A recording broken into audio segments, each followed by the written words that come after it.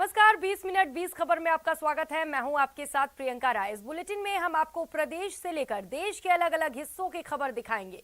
साथ ही आपको ये भी बताएंगे कि दुनिया भर में क्या कुछ चल रहा है। तो चलिए शुरू करते हैं 20 मिनट में 20 खबरों का सिलसिला। सबसे पहले खबर अपने प्रदेश राजस्थान की। झुंझुनू की सिंघाना थाना पुलिस ने सातड़िया हत्याकांड का खुलासा करते हुए 3 आरोपियों को गिरफ्तार करने का दावा किया है। पुलिस ने आरोपियों के कब्जे से 2 बाइकों को भी जब्त करने का दावा किया। मिली जानकारी के मुताबिक हिस्ट्री शीटर उमेश सातड़िया के पिता हरफूल की पैसों के लेन देन को लेकर हुक्मा की ढाणी के फार्म हाउस पर गोली मारकर हत्या कर दी गई थी। इसके बाद पुलिस की विशेष टीमें लगाई गई थी। टीमों ने 72 घंटे में ही हत्याकांड का खुलासा करते हुए 3 आरोपियों को गिरफ्तार कर लिया। पुलिस ने खानपुर निवासी वेद प्रकाश, इंडाली निवासी नरेंद्र सिंह और भड़ौदा निवासी सुनील को गिरफ्तार किया है। आज तीनों मुलजिमान को 72 घंटे के अंदर ही गिरफ्तार कर लिया है। वेद प्रकाश और नरेंद्र है, ये तो ग्राम इंडाली से गिरफ्तार हुए हैं और सुनील जो तीसरा मुलजिम है वो सीकर से डिटेन किया गया और यहाँ लाके तब बाद पूछताछ उसको गिरफ्तार किया। कोचिंग नगरी कोटा में एक तरफ डेंगू का बढ़ता कहर तो दूसरी तरफ संभाग के अस्पतालों में संविदा कर्मियों का आंदोलन। मरीजों और उनके परिजनों का हाल बेहाल है। जी हां, कोटा में डेंगू का प्रकोप लगातार बढ़ता जा रहा है। सरकारी अस्पतालों में मरीजों की लंबी कतार देखने को मिल रही है। मरीजों की तकलीफों में इजाफा हो रहा है। संविदा कर्मचारियों की हड़ताल भी है, जो पिछले 1.5 साल से अटके पड़े एरियर भुगतान को जारी करने की मांग कर रहे हैं। बहरहाल हड़ताल से अस्पताल की पूरी व्यवस्था ठप हो गई है। परामर्श पर्ची से लेकर जांच और वार्डों तक में अव्यवस्थाएं हैं। भी नहीं बना रहे, बीपीएल का पर्चा यहाँ भी नहीं बता रहे। यूँ गए उधर जाओ, कहाँ का जाए, कहाँ का फिरते फिरे। हम 1 घंटे से खड़े हैं लाइन में। क्या पर्ची काटने वाले 10 मिनट से एक पर्ची काट रहे हैं। जो सर्टिफिकेट बनाने आए हैं उसके लिए कम से कम 10 मिनट हो चुके हैं, अभी तक भी नंबर नहीं है। मतलब लाइन काम बहुत धीरे हो रहा है और भीड़ इतनी है कि मतलब कोविड का भी कोई प्रोटोकॉल फॉलो नहीं हो रहा। कोटा की एक कॉलोनी जनकपुर के लोग 20 साल से पट्टे का इंतजार कर रहे हैं। वो भी तब जब 2001 से 2002 में ही इन लोगों ने पट्टे के लिए आवेदन किया था और आवेदन शुल्क के रूप में 13,500 रुपए यूआईटी में जमा करवा दिया था। लेकिन कॉलोनी की 2 गलियां जिनमें 54 मकान हैं, रेलवे ट्रैक के नजदीक होने का मामला यूआईटी और रेलवे डिपार्टमेंट के बीच फंस गया और इंतजार का अंधेरा गहराता गया। इन लोगों ने यूआईटी के अधिकारियों के पास जाकर गुहार भी लगाई, लेकिन आज तक किसी अधिकारी ने इनकी सुध तक नहीं ली। उल्टा नियम और कायदों की दुहाई देकर इन्हें चुप कराने की कोशिश की गई। कैंप लगाए गए, आश्वासन दिए गए, लेकिन पट्टा नहीं दिया गया। रेलवे से एनओसी मांगी गई कि रेलवे जब एनओसी देगा तब आपको पट्टा जारी कर दिया जाएगा। 2008 में रेलवे ने एनओसी भी जारी कर दी, लेकिन अधिकारी हैं कि उस एनओसी को भी मानने के लिए मना कर रहे हैं। हालांकि हाल ही में रेलवे ने ये बात लिखित रूप में दी है कि जो 2008 में एनओसी दी गई थी वो एनओसी आज भी वैलिड है और उसी के आधार पर पट्टे जारी किए जा सकते हैं। भारत पाक बॉर्डर पर बसे बाड़मेर में गृह विभाग की मंजूरी के बाद 9 पाक विस्थापितों को भारतीय नागरिकता प्रदान की गई। इंडियन बनने के बाद लोगों के चेहरे पर खुशी का ठिकाना नहीं था और क्यों ना हो, अब वे इंडियन जो हो गए। अब उन्हें सारी मूलभूत सुविधाओं का लाभ मिल सकेगा। नागरिकता देने के दौरान गृह विभाग के उप सचिव भवानी शंकर भी उपस्थित थे। कलेक्टर लोक बंधु ने मुंह मीठा कराया। बाड़मेर में ये जो कैंप था, होम डिपार्टमेंट से डिप्टी सेक्रेटरी साहब भी बता रहे हैं, ये इसलिए था कि जो पाक विस्थापित हैं उनको फैसिलिटेट किया जाए। आपके सामने ये खुशी से चमकते हुए चेहरे और मिठाइयाँ भी बन रही थी, ये इंडियन नागरिक होने की खुशी थी। इसके लिए मैं पूरे प्रशासन, पूरी मीडिया जगत का भी धन्यवाद करता हूँ। दरअसल बरसों से हिंदुस्तान में आ बसे ये लोग अब शरणार्थियों की तरह रह रहे थे। मूलभूत सुविधाओं से महरूम इन लोगों की जिंदगी बेहद दुश्वार थी, लेकिन नागरिकता मिलने के बाद हालात बदलने की उम्मीद है। प्रदेश के एकमात्र हिल स्टेशन माउंट आबू में सर्दी दस्तक दे चुकी है। रात का तापमान 10 डिग्री तक पहुंच चुका है। लिहाजा गुजरात से आने वाले पर्यटक माउंट आबू का रुख कर रहे हैं। जी हां, इस बार सैलानियों का आना दीपावली से पहले ही शुरू हो चुका है। गुलाबी सर्दी का लुत्फ उठाने के लिए पर्यटक यहां आ रहे हैं और खूब एंजॉय कर रहे हैं। तो काफी ठंड है, आप जैसे देख रहे हो, हमने दो स्वेटर पहन रखे हैं पूरी। और आप लोग ये ध्यान रखना, अगर विंटर के मौसम में आ रहे हो तो मतलब जैकेट्स, अपने जैकेट्स, मफलर, ग्लव्स वगैरह सब साथ में होने चाहिए, क्योंकि अब बहुत ज्यादा ठंड बढ़ चुकी है। अल सुबह माउंट आबू के पोलो ग्राउंड पर धुंध की चादर देखने को मिल रही है। बताया जा रहा है कि समय से पहले ही मौसम में बदलाव के कारण तापमान में लगातार कमी आ रही है, जिससे यह सैलानियों का हुजूम उमड़ रहा है। कोरोना की वजह से पिछले 2 साल से बंद पड़ा पर्यटन व्यवसाय एक बार फिर पटरी पर आने लगा है, जिससे कारोबारी राहत की सांस ले रहे हैं। और अब देख लेते हैं कुछ अन्य राज्यों की खबरें। उत्तर प्रदेश की हरदोई पुलिस ने देहात कोतवाली क्षेत्र के लालतापुरवा में दुकानदार की हत्या का खुलासा करने का दावा किया है। पुलिस के मुताबिक लालतापुरवा में करवा चौथ की रात दुकानदार की पत्नी ने ही प्रेमी संग मिलकर पति की हत्या कराई थी। मृतक के सगे फुफेरे भाई से उसकी पत्नी का प्रेम प्रसंग था। पुलिस ने आरोपी पत्नी के साथ हत्या करने वाले उसके प्रेमी संग 2 नाबालिगों को भी दबोचा है। 3 आरोपी गाजियाबाद के रहने वाले हैं और वहीं से आकर उन्होंने हत्याकांड को अंजाम दिया था। ऐसे काफी दिनों से मधुर संबंध थे और दोनों ने मिलकर की पूरी घटना को प्लान किया था। शिवम दिल्ली से आया था, फर्रुखाबाद में मोबाइल स्विच ऑफ करके अपने साथियों सहयोगियों के साथ पूरी घटना को अंजाम दिया था। पुलिस ने घटना में इस्तेमाल की गई देसी पिस्टल और चाकू बरामद कर लिया है। एसपी ने खुलासा करने वाली टीम को 25,000 रुपए इनाम देने की घोषणा की है। महाराष्ट्र के जालना में बेखौफ बदमाशों ने दिन दहाड़े एक बैंक को निशाना बनाया और लाखों रुपए लूट लिए। फिल्मी स्टाइल में लूट की वारदात बैंक में लगे सीसीटीवी कैमरे में रिकॉर्ड हो गई, जिसमें बैंक के अंदर घुसे 2 बदमाश हथियार लहराते दिखे, जबकि तीसरा बदमाश अपने कंधे पर एक बैग लिए कैश काउंटर की तरफ बढ़ता नजर आया। इस बीच दोनों बदमाशों ने हथियारों का डर दिखाकर बैंक स्टाफ और वहां मौजूद ग्राहकों को एक कोने में खड़ा करवा दिया। डरे सहमे वो लोग अपने दोनों हाथ ऊपर कर बदमाशों के इशारे पर एक कोने में चले गए। इस दौरान एक बदमाश जो मुंह पर सफेद रुमाल बांधे हुआ था, वो पिस्तौल के दम पर सभी को धमकाता दिखा। तभी एक बैंक कर्मी आगे बढ़ा, लेकिन उसे भी धक्का देते हुए बंधक बना लिया गया। बताया जाता है कि तीनों बदमाश 25 लाख रुपए कैश और 75 लाख के जेवरात लेकर फरार हो गए। यूपी के मेरठ से हैरान करने वाली तस्वीरें सामने आई। वहां उधार दी हुई रकम को वसूलने के लिए एक दुकान पर कुछ लोग पहुंचे। इनके बीच आपसी बहस के बाद जमकर मारपीट हुई। बताया जाता है कि लॉकडाउन के दौरान दुकान मालिक ने कुछ रुपए उधार लिए थे, जिसे वापस लेने के लिए सूदखोर ने कुछ लड़कों को उसकी दुकान पर भेजा। जैसे ही वे वहां पर पहुंचे, मामला गर्मा गया। बातचीत पहले धक्का मुक्की में बदली और फिर देखते ही देखते वहां हाथापाई शुरू हो गई। ये सारा हंगामा वहां एक दूसरी दुकान में लगे सीसीटीवी कैमरे में कैद हो गया, जिसमें 2 झुंड एक दूसरे पर लात घूंसों की बौछार करते नजर आए। इस दौरान उन लोगों ने दुकान की कुर्सियों और बाकी सामान से भी एक दूसरे पर हमला बोला। लड़ाई के दौरान जिसके हाथ जो लगा उसी से ही हथियार बना लिया। किसी ने लाठी से हमला किया तो कोई लोहे का सरिया लेकर दूसरे पर टूट पड़ा। इस मारपीट से बाजार में मौजूद बाकी लोग भी डर गए और उन्होंने इसकी जानकारी पुलिस को दी। ज्यादातर लोग तो इसके बाद वहां से भाग निकले, लेकिन कुछ लोगों को पुलिस ने गिरफ्तार कर लिया। हरियाणा के गुरुग्राम में उन्होंने जुम्मे की नमाज खुले में पढ़ने पर फिर हंगामा किया। गुरुग्राम से सेक्टर 12A से सामने आई तस्वीर में कुछ लोग हाथों में पोस्टर और तख्तियां लेकर नारे लगाते हुए नजर आए। इस मुद्दे पर जारी विवाद को देखते हुए वहां पहले से ही बड़ी संख्या में पुलिस के जवान तैनात कर दिए गए थे।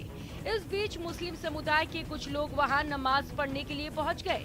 बताया गया कि जगह पर 3 साल पहले प्रशासन की मौजूदगी में नमाज पढ़ने पर सहमति बनी थी। इसके बावजूद जब हिंदूवादी संगठनों से जुड़े लोगों ने विरोध करना शुरू किया, तब पुलिस ने करीब 50 प्रदर्शनकारियों को हिरासत में ले लिया। वहीं हालात बिगड़ता देख मुस्लिम समुदाय के लोग असमंजस में पड़ गए।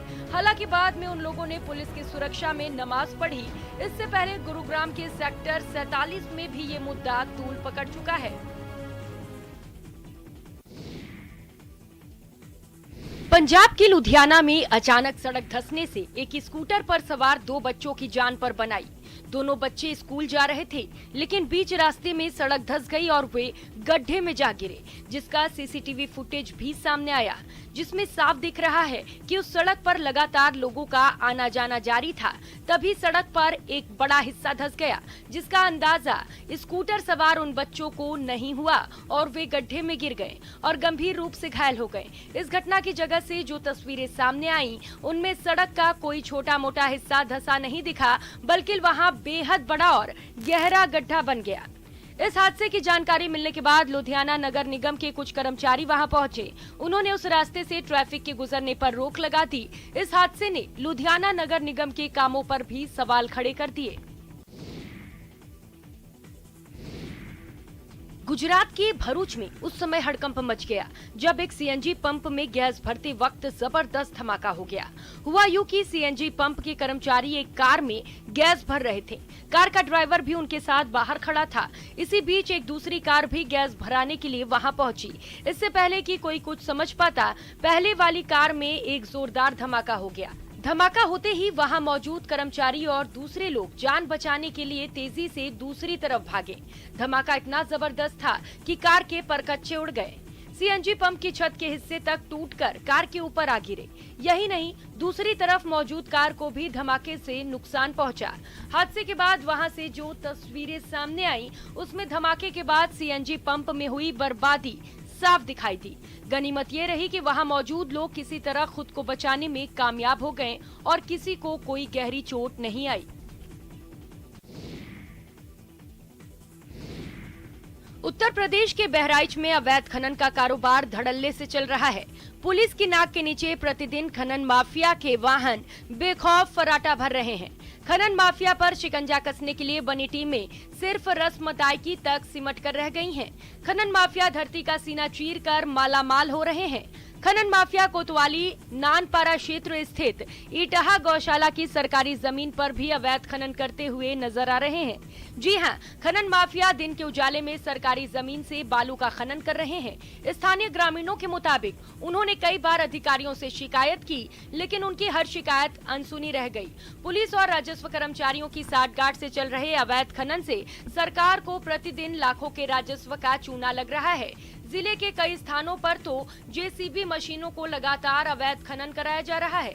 खनन माफिया का दुस्साहस इतना बढ़ गया है कि वे न सिर्फ सरकारी जमीन बल्कि किसानों के कृषि योग्य भूमि को भी नहीं छोड़ रहे। कई बार तो माफिया का बालू लदा वाहन पकड़ने गए पुलिस कर्मियों पर वाहन चढ़ाने का प्रयास किया गया। कुल मिलाकर कहा जा सकता है कि एक तरफ माफिया सरकार के राजस्व को चूना लगा रहे हैं, वहीं दूसरी तरफ दिन दहाड़े जिला प्रशासन को चुनौती भी दे रहे हैं। दीपावली करीब है, इससे पहले दशहरा गुजर चुका है। कुल मिलाकर जबरदस्त त्योहारी मौसम है। ऐसे में शौकीनों के जाम छलकने की चाहत की वजह से शराब की खपत बढ़ जाती है।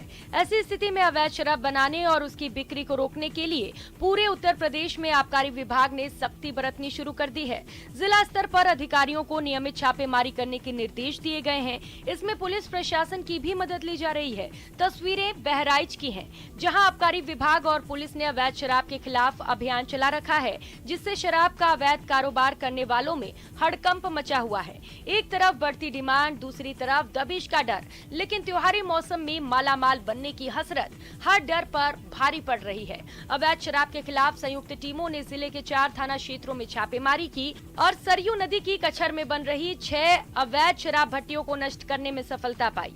पुलिस ने जिले के अलग अलग जगहों से 245 लीटर अवैध शराब बरामद की और 25 कुंतल लहन नष्ट किया। आबकारी विभाग ने 5 अभियोग दर्ज कर 2 व्यक्तियों को भी दबोचा है। छत्तीसगढ़ के कोरबा में अब अश्लील गाना बजाने पर 5,000 रुपए का जुर्माना देना होगा और ऐसा गाना बजवाने वाले का बहिष्कार कर दिया जाएगा।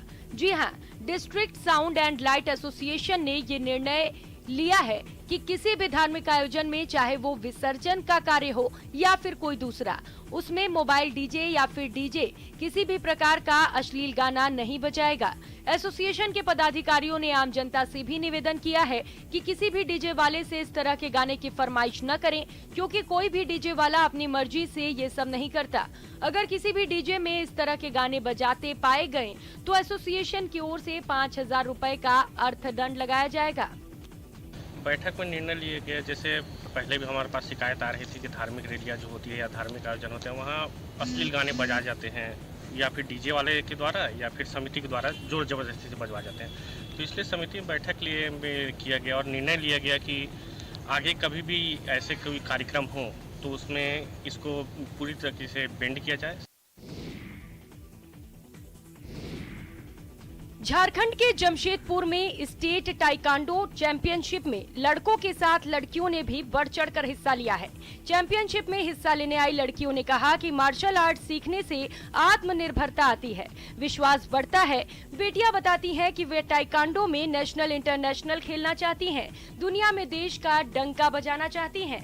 बहुत इम्पोर्टेंट है हम लोग का अपना स्वास्थ्य के, हम लोग का हेल्थ के लिए, हम लोग का सेल्फ डिसिप्लिन के लिए, हम लोग का सेल्फ डिफेंस के लिए हम लोग को ये सब सीखना चाहिए अपने हेल्थ के लिए, और हमको आगे खेलने का मन है ओलंपिक में। आपको बता दें कि जमशेदपुर के एसएस अकादमी प्रांगण में 3 दिवसीय झारखंड स्टेट ताइक्वांडो चैंपियनशिप का आयोजन किया जा रहा है। चैंपियनशिप में सब जूनियर, जूनियर, सीनियर और 7वें कैडेट कैटेगरी में चैंपियनशिप आयोजित हो रही है। 31 अक्टूबर को यहाँ फाइनल मैच खेला जाएगा। लोक पर्व छठ को लेकर तैयारियां जोरों से चल रही हैं। छठ घाटों की साफ सफाई की जा रही है। तस्वीरें झारखंड के गिरिडीह की है। अर्गा घाट पर पिछले 10 दिनों से तैयारियां चल रही हैं। आपको बताते चलें कि पूरे जिले में सबसे ज्यादा धूमधाम से छठ राज्य धनवार के अर्गा घाट पर ही मनाया जाता है। छठ के अवसर पर यहां हजारों की संख्या में लोग आते हैं। यहां का डेकोरेशन बहुत खास होता है, जिस पर 50 लाख से ज्यादा का खर्च आता है। यहां पर इस बार एक भव्य सूर्य मंदिर बनाया जा रहा है और फिर हावड़ा ब्रिज बनाया जाएगा। मेरे सामने में देख सकते हैं ये जो पंडाल बनाया जा रहा है, ये सूर्य भगवान का पंडाल है और कितने करीने से बनाया जा रहा है और ये अभी अधूरा है, इसे पूरा बनाना बाकी है। और बाकी आप अगल बगल देख सकते हैं कि साफ सफाई भी की जा चुकी है और जो थोड़ा बहुत बचा है उसे साफ सफाई करने की प्रक्रिया की जा रही है। आप वहाँ पे देख सकते हैं। यहीं आपको ये भी बता दें कि जिस तरह से इस छठ घाट इस वजह से भी पॉपुलर है कि आप जो यहाँ से दूर से देख सकते हैं, आपको पहले नज़दीक से मैं जाकर दिखाता हूँ। तो ये आप देख सकते हैं जो रेलवे ट्रैक जैसा जो बना हुआ है, यहाँ पे हावड़ा ब्रिज हर साल बनाया जाता है, जो बहुत ही अनोखा होता है।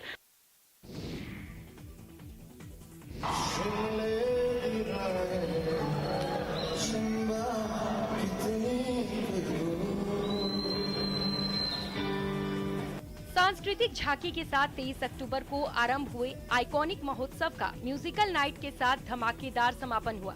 पर्यटन विभाग की ओर से जम्मू शहर में विभिन्न कार्यक्रम किए गए और अंतिम कार्यक्रम जम्मू यूनिवर्सिटी के जनरल जोरावर सिंह ऑडिटोरियम में हुआ, जिसमें बॉलीवुड के मशहूर गायक मोहित चौहान ने अपनी सुरीली आवाज से सबको मंत्रमुग्ध कर दिया।